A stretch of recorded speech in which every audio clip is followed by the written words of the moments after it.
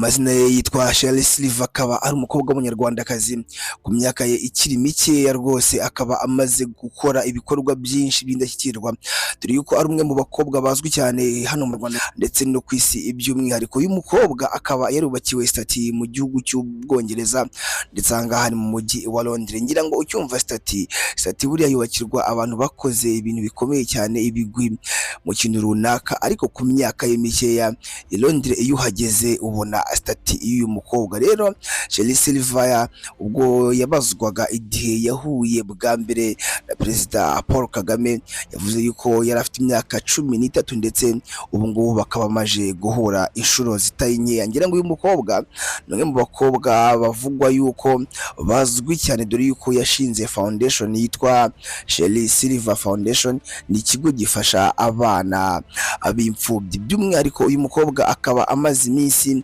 avugwaho cyangwa abantu bavuga bati ashobora kuba ari mu rukundo n'umuproducer Element L. Ngira ngo ni mu kiganiro The Choice gitambuka kuri televiziyo yitwa Isibo, ubwo yabazwaga ati se bibaye ngombwa yuko Element cyangwa se L agusaba yuko umukundana wabigenza gute? Uyu mukobwa yaruciye arumira ndetse ntago yifuje kugenda atangazaho byinshi cyane.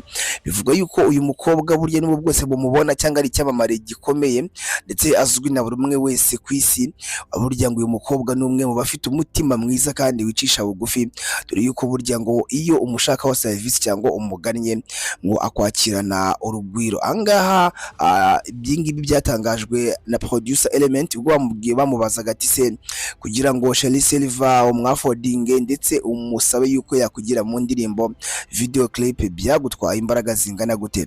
Element yaravuze ati kubera yuko uyu mukobwa yagiye ajya mu ndirimbo zikaze ndetse z'abahanzi bakomeye ku isi nk'abari Hana ndetse n'abandi by'abamare bikomeye ku isi, ati numvaga yuko izo ngizo ari inzozi ndetse icyo gitekerezo atakinyemerera, ariko nkijya kumureba yarambwiye ati nta kibazo rwose, agira ibyo ansaba bitagoye ndetse anambwira uburyo ki cyangwa uburyo nategura iyo video, ati kandi byose byaje kurangira bigenze neza. Benshi bashobora kwibaza bati ni gute umuntu nk'uwo ufite stati Londres mu Bwongereza, ni gute umuntu nk'uwo uziranye n'abakomeye ashobora kujya muri video clip? Burya video clip hari abantu benshi bakundaga kera kuyifata nkaho ari ibintu byabasa gihobe ndetse atari akazi, ariko video clip ni ibintu umuntu ashobora gukora kandi uwo ari we wese yayijyamo. Ntabwo bivuga ngo video clip ijyamo uyu nguyu, ijyamo ukomeye, ijyamo uciriritse cyangwa se ijyamo uwataye agaciro, kuko burya kujya muri video ni kimwe ndetse no kuba utayijyamo nabyo ni ikindi, ariko video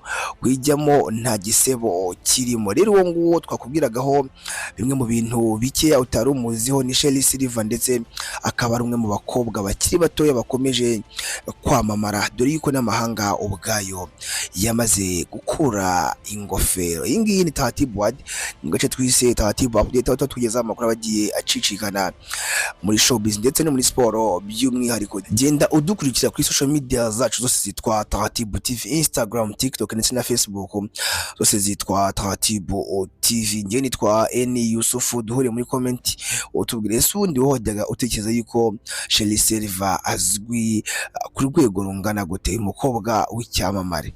Duhure muri comment.